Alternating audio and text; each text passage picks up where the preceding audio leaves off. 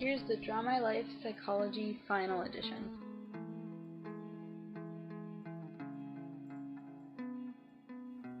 Psychologists could observe my behavior from youth to adulthood and make note of various factors like speech development, character traits, and bodily growth to evaluate how I've changed as a person over time. A behaviorist would do this research because they focus on observation of one's general behaviors to reveal one's psychological development.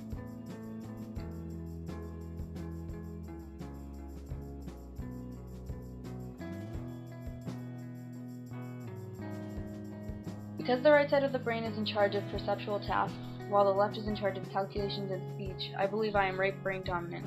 It explains why I prefer to explore my perceptions and interpretations of things, as well as those of others, as opposed to things like math and logical reasoning. I really like to edit videos. The combination of listening to music and coordinating with clips involves the temporal and occipital lobes, respectively. Another thing I like to do is paint.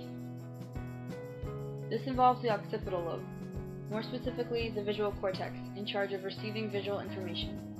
I also enjoy singing sometimes, though I'm not very good. When I sing, I use a combination of Wernicke's area, which interprets auditory code, Broca's area, which controls speech muscles via motor cortex, and the motor cortex, where the word is pronounced.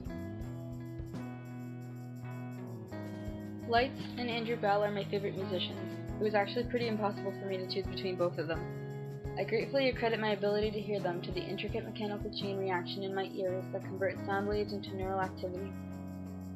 The outer ear funnels sound waves to the eardrum, and the bones of the middle ear amplify and relay the eardrum's vibrations through the oval window into the fluid-filled cochlea.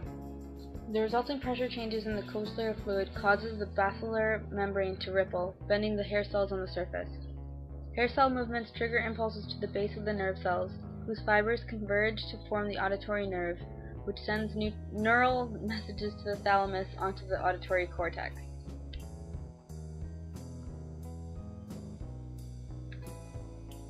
In terms of what I'd least want to lose, I don't think I could live a very happy life without my sense of sight. Not being able to see would inhibit me from doing most of the things that make me happy, like painting, editing videos, and watching movies. If all goes well, my future career will even depend on my sense of sight, so I can't imagine losing it. As for the easiest, my sense of smell would be sad to lose, but the lack of olfactory sense wouldn't be detrimental to my future. I tend to sleep anytime between 11 p.m. and 1 a.m. on weeknights, and wake up at 7 a.m. to get ready for school.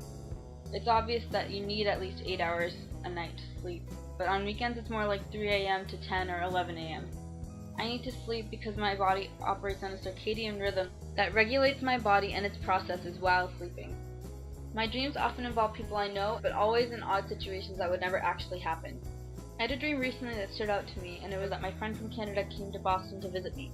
There are many theories as to why dreaming happens: to satisfy our own wishes, to file away memories, to develop and preserve neural pathways, to make sense of neural static, and to reflect cognitive development. Although there are loopholes in each theory, I think the reason we dream the things we do is a combination of all these things, not necessarily at the same time though.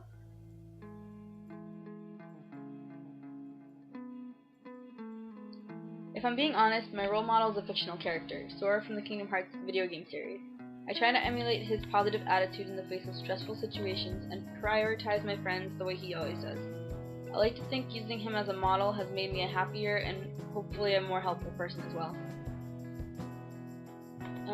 I'll use classic conditioning. One night I ate a hamburger helper for dinner and felt sick and stayed up the whole night throwing up. Although the conditioning was only in one incident, it was so gruesome that I get feelings of mild to severe nausea every time I see any meat that resembles the meat from that night or the brand itself. It's hard to recall a specific memory as being my happiest because I have so many, but I think one of my favorites is the first time I crowd surfed with Lena at Warped Tour. I remember because the memory was great, having been surrounded by such great live music and being hurled up into a crowd of supportive fans, eventually meeting Lena at the stage while still being carried by strangers. The reason I can remember this at all is because of the process of encoding, getting information into my brain, storage, retention of the information, and retrieval, getting it back out. I learned Spanish first at age 2 in Colombia and then English around 3 months later, before preschool. I acquired the languages through a combination of imitation, hearing verbalized speech and repeating what I heard, and reinforcement of correct speech.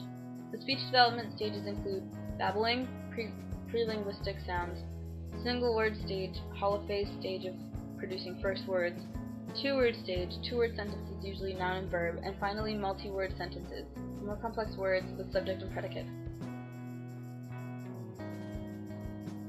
I am motivated by deadlines because assignments usually stress me out. According to the drive reduction theory, though not being taken in a physiological context, the incentive to completing the assignment prior to the deadline is to reduce stress and restore homeostasis, the maintenance of a steady internal state. A lot of things in life stress me out. The pressure to lose weight, the pressure to do well in school, and miscellaneous challenges in daily life like finances and homework can all add up. I tend to deal with it poorly, stressing myself out to the point of distraction and procrastination.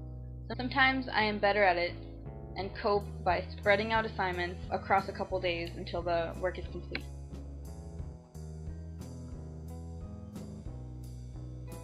Physically, an obvious development I've made from childhood is brain development. My brain forms nerve cells at a rate of nearly 1/4 million per minute.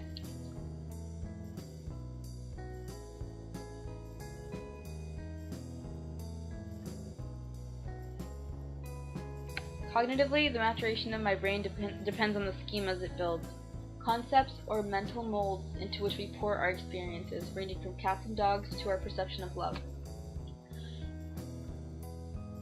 Socially, I can attribute my sense of basic trust that the world is predictable and reliable to my parents and their parenting style of loving care. Because of this, I tend to trust rather than fear in most situations. Using the humanistic perspective, I'd say my creative process and endeavors are all on the quest to meet my needs for love and acceptance, and hopefully reach a sense of self-fulfillment. Because my sense of self is skewed, I try to break that barrier to self-growth through the acquisition and refining of various skills to help me reach my potential.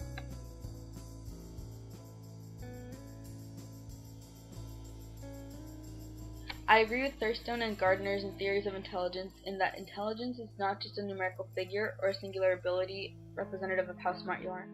Rather, that intelligence is comprised of many differing mental abilities.